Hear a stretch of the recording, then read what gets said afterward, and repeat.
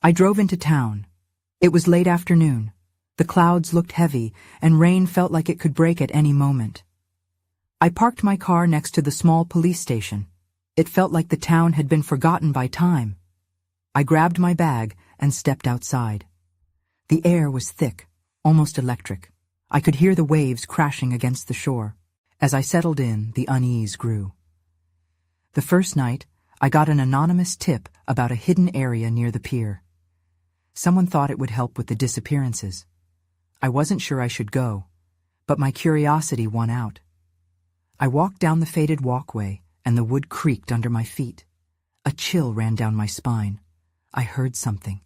Maybe voices carried on the wind. I couldn't make out the words. They felt wrong, like a warning.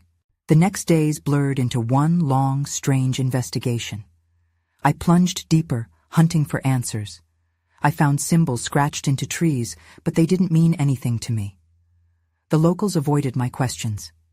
Their faces were pale, and they looked away as if terrified. I felt like I was playing a solo game, the only one searching for the truth.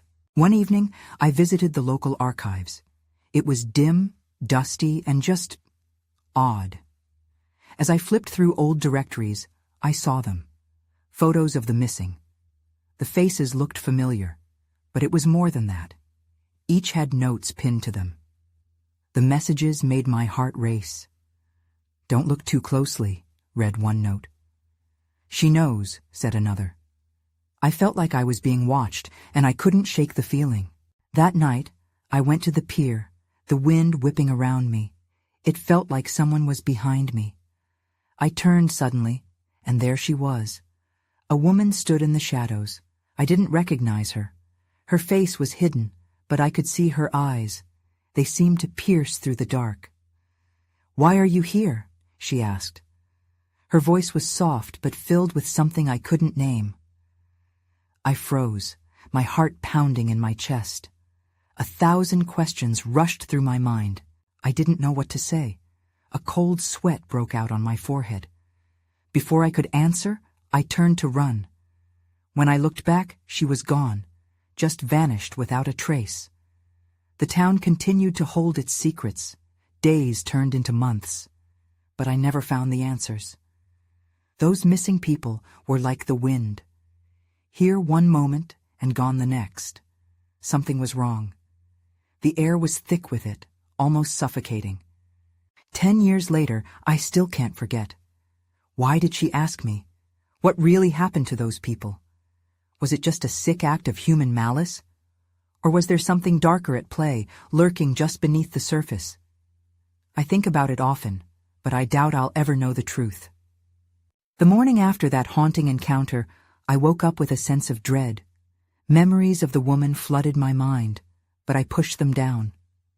I had to focus on the missing people. 10 years had passed, and yet their absence loomed over me like a dark cloud. I headed to the archives again, hoping to find something, anything, that I had missed. As I sifted through records, I stumbled upon a yellowed newspaper clipping hidden between 2 old files. "Local woman disappears, last seen at the pier," the headline read. The date was a week after the last disappearance I had researched. I felt a chill wash over me as I studied her face. It was the same woman I had seen 10 years ago. I couldn't believe it. My heart raced. I flipped the article over, desperately searching for more information, but the back was blank. I scanned the rest of the page. Nothing about her fate. My fingers trembled as I packed it away. Something nudged at me. I needed to go back to the pier, explore what I had avoided all these years. I drove through the town, each turn fueling a sense of urgency. The clouds loomed overhead, mirroring my anxiety. At the pier, the air was different, charged, almost alive. I stepped onto the worn wooden planks and felt the familiar creak beneath me. Memories of whispers danced in my mind. I hadn't been back in years, but everything felt the same, and yet so changed. As I reached the end, I noticed a small path veering off to the right, one I had overlooked before. It was narrow and overgrown, as if nature was trying to reclaim it. I hesitated, a part of me screaming to turn back, but the other part, the detective in me, demanded I push forward. The path twisted and turned, leading to a secluded area. Just ahead lay a cluster of stones arranged in a circle. It looked like some sort of ritual site. My breath hitched in my throat. A chill ran through me. This felt wrong. And then I saw it. A glimmer of something half buried under the leaves near the stones. I knelt to uncover it. As my fingers brushed against it, I pulled it free. A necklace, delicate and haunting, with a small silver charm shaped like a wave. My heart sank. It belonged to one of the missing, a girl who disappeared just after the woman in the article. Suddenly, a rustle came from behind me. I turned quickly, but the tightness in my chest told me it wasn't just the wind. I backed away slowly, clutching the necklace. Someone was watching me. I could feel their eyes, cold and steady, on my back. Before I could think, I bolted down the path. My mind raced. Who was there? What else had I uncovered? As I burst through the trees and back toward the pier, I heard a whisper on the breeze. "She knows." My blood ran cold. The words echoed from that first night. Now they carried a weight I couldn't ignore. I wasn't alone in my search anymore, and whatever awaited me next felt more dangerous than I could have imagined. I sprinted back to my car, my heart pounding in my ears. I didn't stop to check if anyone followed me. Fear propelled every step. The necklace felt heavy in my pocket, like a stone dragging me down. What had I uncovered? I jumped into the car and fumbled with the keys, my hands shaking. I needed to get away, to think, but my mind was a whirlpool of questions. The woman from the article, the girl with the necklace, were they connected? Had they been part of something larger? As I tore out of the parking lot, I felt the weight of the mysteries pressing down on me. Back at home, I spread the necklace on the table. The silver charm reflected the light, a tiny wave trapped in time. I grabbed my laptop and began searching for any connection between the missing women. Names, dates, anything. The screen flickered as I typed each query, desperation fueling my fingers. Hours passed, but I found only vague references. The town hadn't been very cooperative about sharing information on the cases. It was like someone had made sure these disappearances faded into obscurity. I felt the walls of my home closing in as the sun dipped below the horizon. Just as I was about to give up, a name popped up. Lily Carson. The article described her as bright and full of life, last seen at the pier, the same area I had just been. My instincts flared. I needed to dig deeper. I clicked on another link that took me to an old forum thread related to the missing cases. The comments were a jumble of theories, but one caught my eye. A user claimed to have seen a group of people performing strange rituals at the pier the night Lily disappeared. The comment had a timestamp around the very time the last girl had vanished. A chill shot through me. I felt a knot tighten in my stomach. What rituals? Were they connected to the necklace? I scrolled through the comments, searching for more information. That's when I noticed a post from someone named Nightwatcher, who claimed they had photos of the rituals. "Contact me if you have evidence," the post read. I hesitated, my finger hovering over the keyboard. Could this person be dangerous? What if they knew too much? Suddenly my phone buzzed, jolting me from my thoughts. I jumped and looked down. It was an unknown number. My heart raced again. What if it was someone tied to the last disappearance? Ignoring my instincts to let it go, I answered hesitantly, "Hello?" There was static for a moment. Then a voice whispered, low and chilling, "You shouldn't have gone to the pier. You don't know what you're getting into." I froze, every hair on my body standing on end.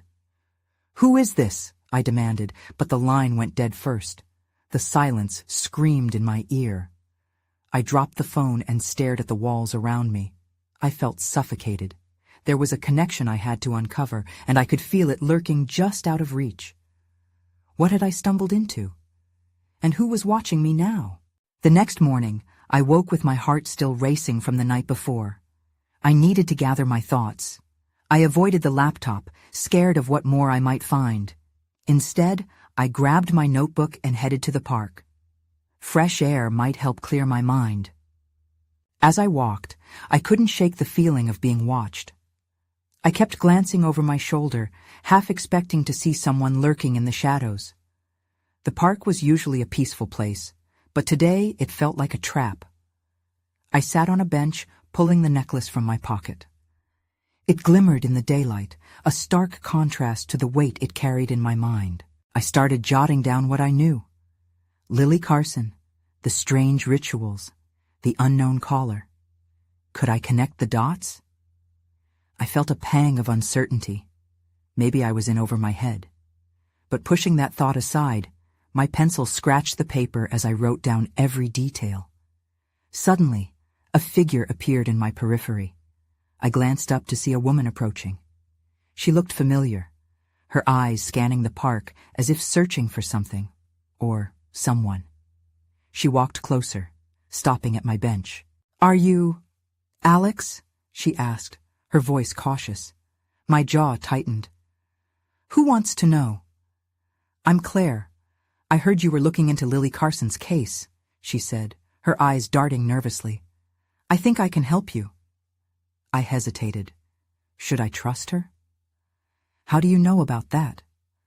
"I've been studying the disappearances. I've chased down rumors, just like you, and I saw something that night, at the pier." My heart raced again. She had been there? "What did you see?" Claire sat down, her expression serious. "There was a group of people by the water. They were chanting. They had torches, and there was a symbol drawn in the sand. I didn't stick around long enough to see more, but I think they were trying to summon something." I felt a wave of nausea wash over me. "Summon what?" I whispered. She looked me dead in the eye, fear mingling with determination. "I don't know, but I think it's tied to the necklace you found. There's a connection, I can feel it." I'd found a piece of the puzzle, but her words sent ice running through my veins. What had I entangled myself in? Before I could respond, my phone vibrated again in my pocket. The same unknown number flashed on the screen. My heart sank. I couldn't ignore it now. Claire watched as I took a deep breath and answered it. "Hello?" "Meet me at the old pier tonight," the voice commanded, devoid of emotion. "You need to see something, or else you may never find out what happened to Lily, and it will be too late for you." I turned to Claire in shock, but she was gone. The park bench was empty. I looked around, but she had vanished into thin air. Panic gripped me. Someone was playing a game, and I was right in the middle of it. I found myself staring into the empty space where she had been, the weight of the necklace heavy in my hand. I had to go to the pier tonight. But would I be walking into my doom? The hours dragged as I prepared for the night ahead. The pier loomed in my mind like a shadow, a place of secrets, whispers, and the unknown. I gathered my thoughts, weighing the risks against the need to know. This wasn't just about Lily anymore. It was about my life, too. As dusk settled over the city, I left my apartment, the necklace cold against my skin. I couldn't shake the feeling that I was being followed. I quickened my pace, every sound causing my heart to leap. The streets were quiet, but in the back of my mind, I replayed Claire's words. They were chanting, trying to summon something. The walk to the pier felt longer than it should have. I turned a corner and stopped. There, at the foot of a street lamp, stood a figure. I squinted into the dim light as my heart raced once more. Was it someone from the group Claire mentioned? I couldn't make out the face, but there was something unnerving about the way they stood still, waiting. I whispered a quick prayer and kept moving, hoping they weren't watching me. When I finally reached the pier, the air was thick with tension. It was strangely quiet, the water lapping softly against the posts. The moon illuminated the scene, casting eerie shadows that danced just beyond my view. I felt a chill run down my spine as I spotted a faint outline in the distance, A flickering light. I squinted harder and realized it was coming from a group of people at the far end of the pier. Torches. They were chanting, just as Claire had described. A knot formed in my stomach. Part of me wanted to turn back, yet my legs betrayed me, carrying me closer. I hid behind a wooden post, watching with held breath as their voices rose in intensity. As I inched nearer, I caught glimpses of symbols carved into the pier. The same symbols I had seen earlier, etched into the sand at the beach. I fumbled in my pocket for my phone but thought better of it. What good would it do? I'd only attract attention. Then, something caught my eye. A figure detached from the group and began to move toward me. My heart raced more furious than before. My mind screamed at me to run, but my feet felt anchored to the pier. "Alex!" The voice broke through the chanting, clear and chilling. It was neither the unknown caller nor Claire, but someone I never expected to see. I blinked hard, struggling to recognize the face emerging from the shadows. "Lily?" My voice came out a hoarse whisper, disbelief washing over me. Her eyes were wild, filled with fear, and something else, something I couldn't quite place. "You shouldn't be here," she rasped, glancing back at the group. "It's too late. They're coming." Just then, the chanting grew louder, the air crackling with an unexplainable energy. I couldn't comprehend what she meant by they. Panic gripped me as I stole a glance toward the group. Is there something I was missing? A sudden shout pierced the night air. "Find him!" A command rang out, snapping me back to reality. They were looking for me. I realized I had to move, but terror kept me rooted to the spot. Then everything went dark. The torches extinguished, plunging us into an eerie silence, and I felt a force pull at my soul. The ground beneath me quaked, as if the pier itself was alive. I turned to Lily, my heart racing. "What's happening?" She opened her mouth to respond, but her words dissolved into the darkness as the chanting resumed, drowning everything else out. I had to escape before it was too late. But the inky blackness closed in around me, and panic surged once more, knowing I was no longer just an observer, but a part of whatever was coming. I stumbled backward, still grasping for clarity as shadows danced around us. The chanting echoed like a heartbeat, a rhythm that pulsed with something far more sinister. Before I could regain my bearings, a sudden flare of light pierced through the darkness. Someone had reignited a torch. With the flickering illumination came faces twisted in concentration, their eyes reflecting a fervor that sent chills down my spine. Lily grabbed my wrist, pulling me closer. "We need to go," she insisted, her voice shaking as panic seeped into her tone. I could feel my heartbeat in my ears. "Where?" I managed to croak, still frozen by fear. The group was moving with purpose, drawing symbols in the air, and the chants twisted into something urgent, pleading. "Anywhere but here," she replied, her grip tightening. My instincts screamed at me to run, but my legs felt like lead. I stole another glance at the group. They were weaving around an altar, a structure crafted from driftwood and stones. A dark figure stood at its center, arms raised high, as if drawing power from the very ground beneath us. Suddenly, the figure's head turned sharply, locking eyes with me. A flash of recognition washed over him, and his mouth curled into a sinister smile. "There he is!" he shouted, pointing directly at me, sending a ripple of excitement through the crowd. Fear ignited my limbs. I jerked my arm free from Lily and took off down the pier, adrenaline surging. My breath came in short gasps as I dashed past twisted wooden beams, the sound of footsteps pounding after me. The chanting shifted, transforming into a frenzied pursuit. They were gaining on me. "Alex!" Lily's voice cut through the chaos. I glanced back and saw her hesitate at the altar, torn between joining me and staying with the dark figure. Every fiber of my being screamed for her to come with me. "Keep running!" I yelled, even as the world blurred around me. I reached the edge of the pier and skidded to a stop. Water lapped hungrily at the posts below. There was no escape in front of me. I couldn't go back. With nothing left to lose, I took a deep breath and jumped. The cold water hit me like ice, dragging me down into its depths. Panic washed over me as I fought to kick my way to the surface. I could hear muffled shouting from above, but I couldn't focus on that. My lungs burned, and I needed air. Breaking through, I gasped, desperate to orient myself. The pier loomed above, a distant memory, but the torches still flickered.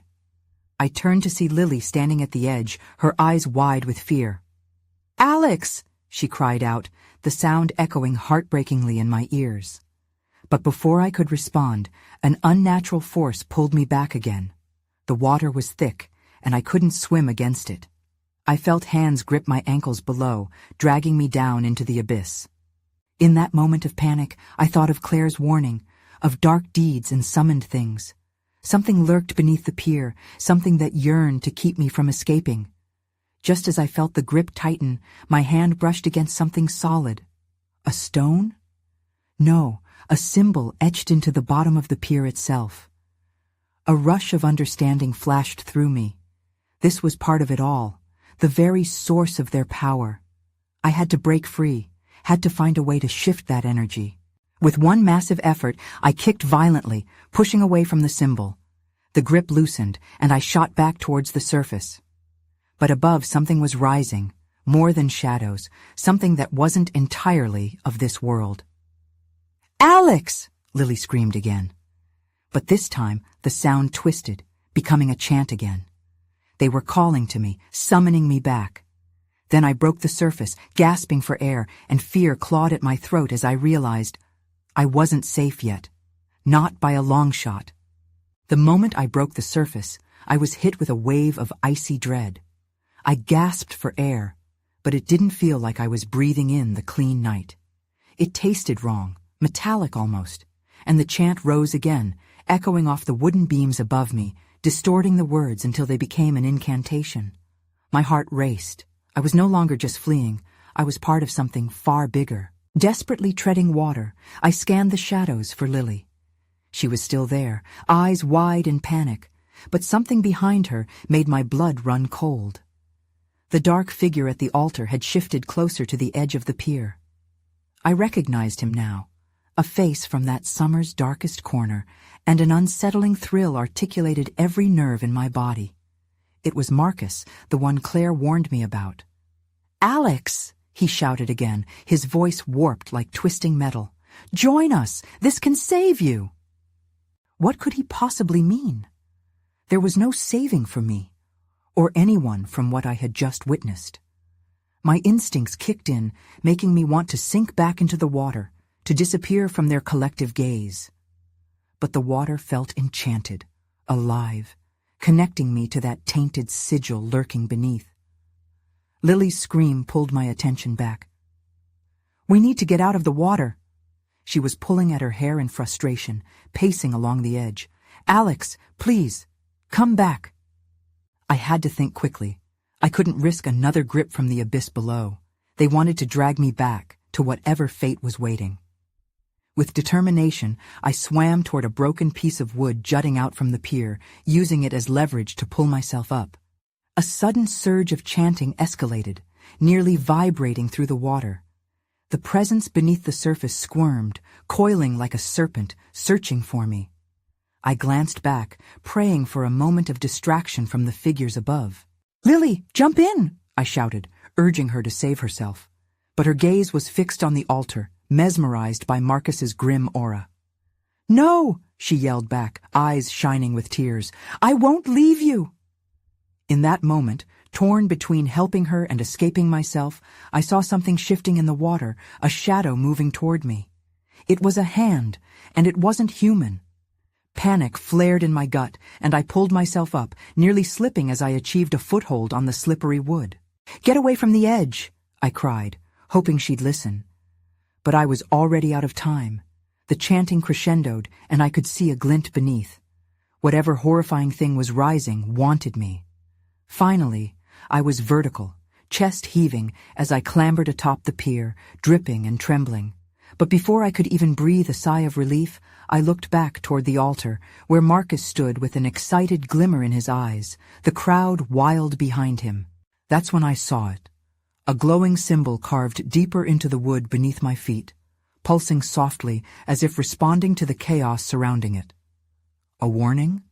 A trap? Then everything went dark.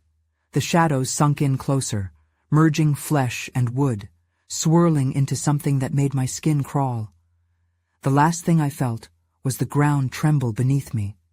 I braced myself for what was coming next. The first thing I noticed when the darkness lifted was the oppressive silence. The chaos from just moments ago, the frenzied chanting, had disappeared. I opened my eyes, half expecting terrible visions, but the only thing I saw was the moon casting a pale light across the pier. My heart still raced. I was back on the wooden boards, but everything felt different.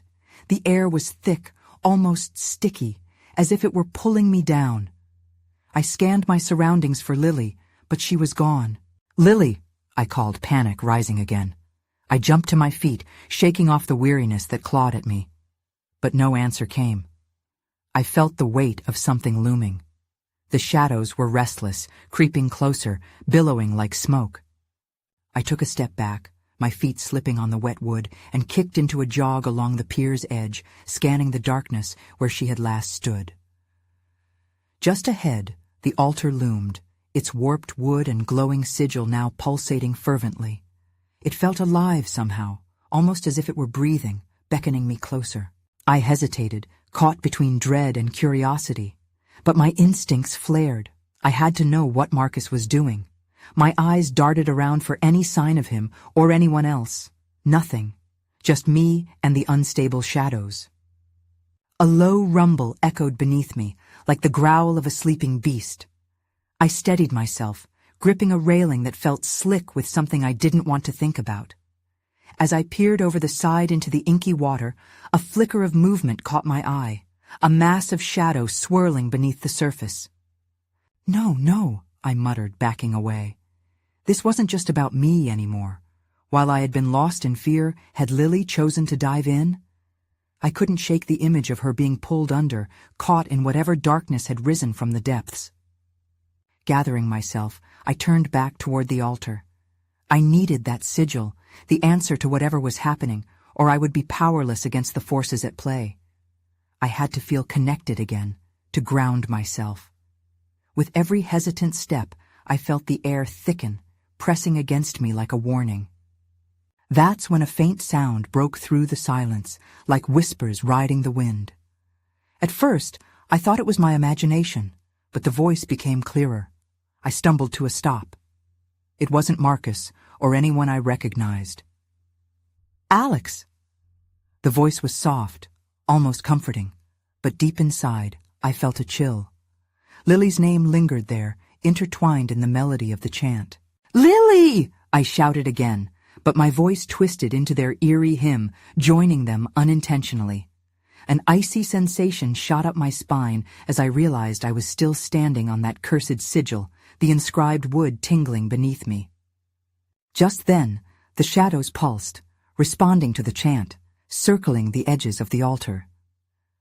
I glanced over my shoulder and saw the impossible. Marcus, eyes alight, stepping down from the pier, surrounded by those whom I'd thought had vanished.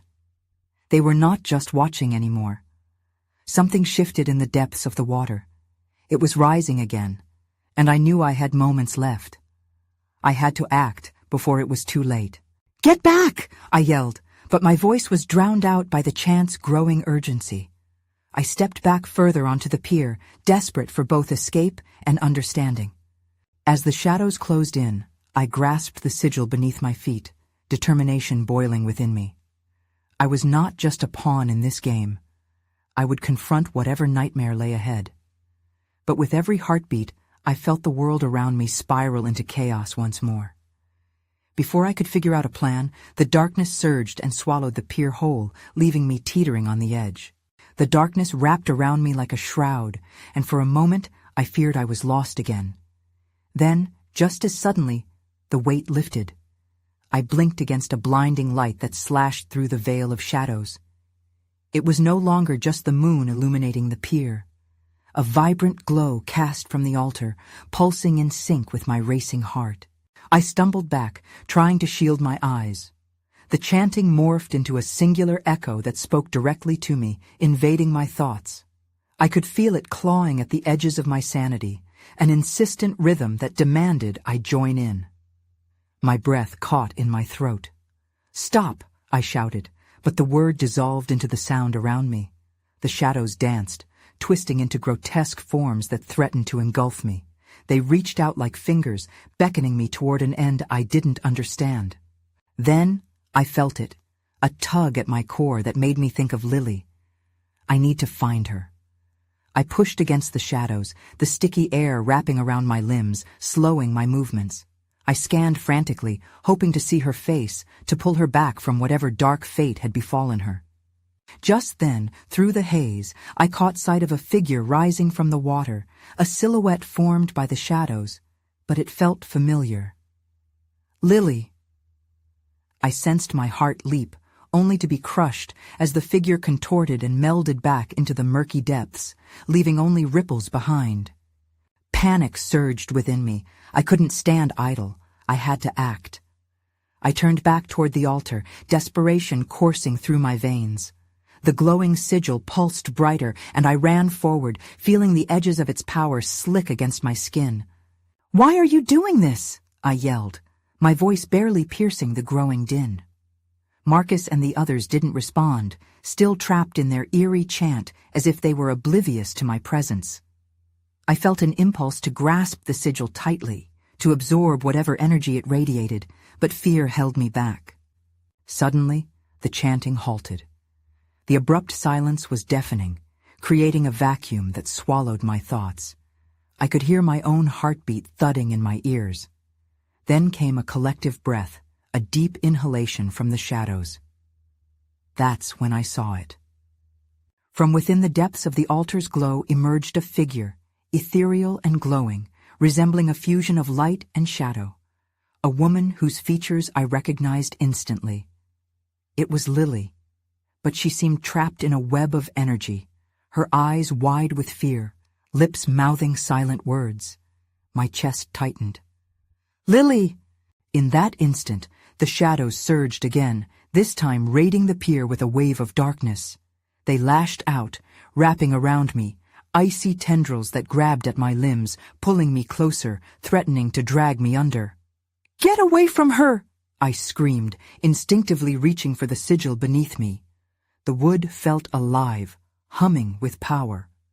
I did the only thing I could think of. I pressed both palms down, forcing my will into it, desperate for answers.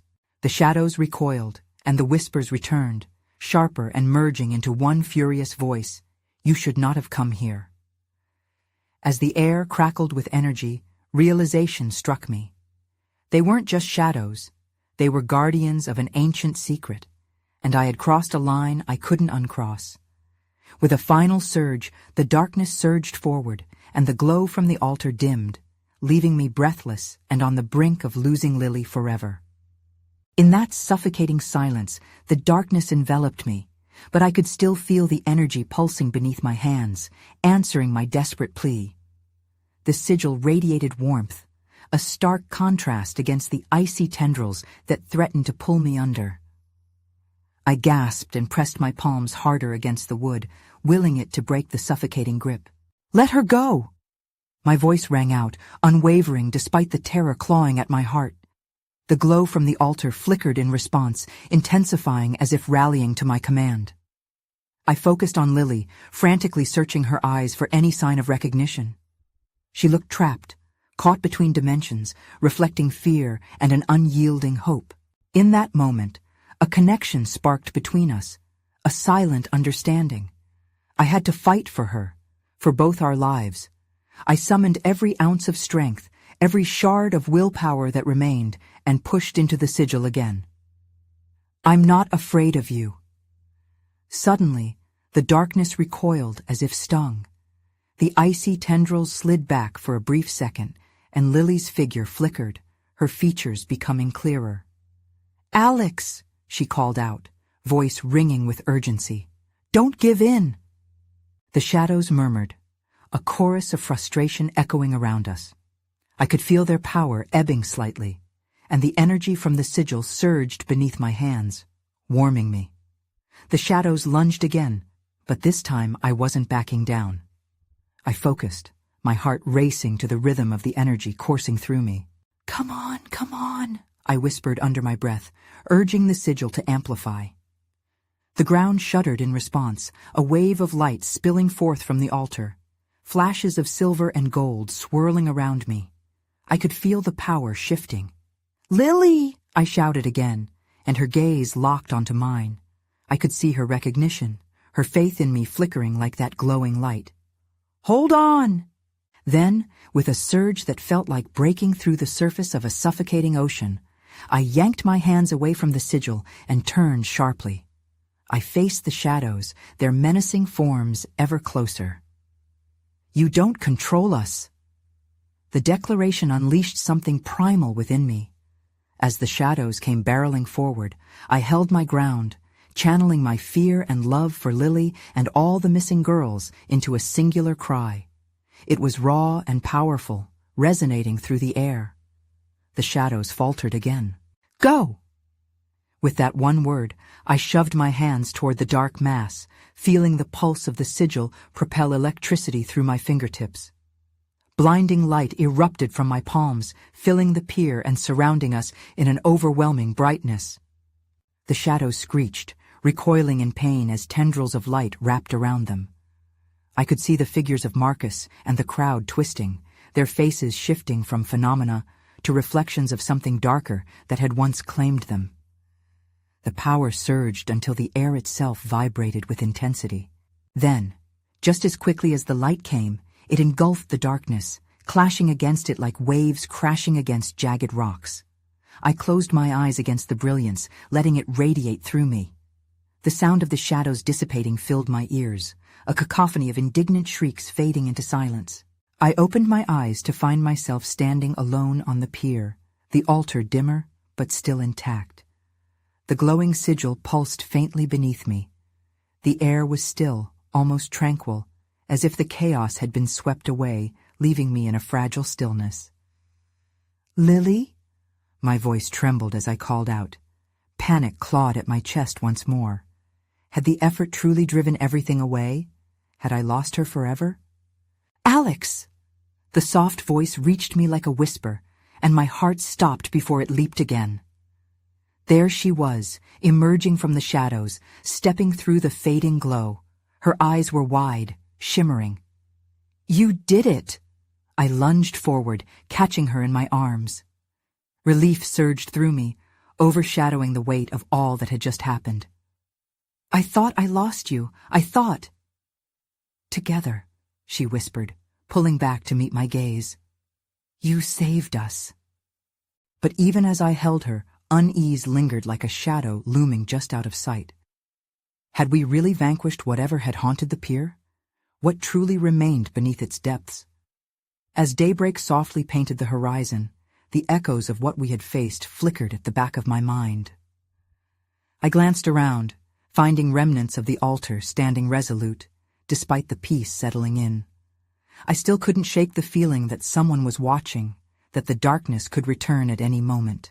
Turning back to Lily, I held her tight, knowing we had survived, but the questions clouded my mind. What had happened to Marcus and the others? Were they freed, or had they simply vanished into whatever force had once controlled them? The secrets of the pier remained like an unfinished story, leaving threads hanging in the bitter dampness of the morning air. It felt like a fragile truce, one I could only hope would last. And standing there, I began to realize sometimes survival comes with its own burden, a quiet uncertainty that never truly fades. I want to leave this place, Lily whispered, her resolve echoing my own. Yeah, I nodded. Let's go home.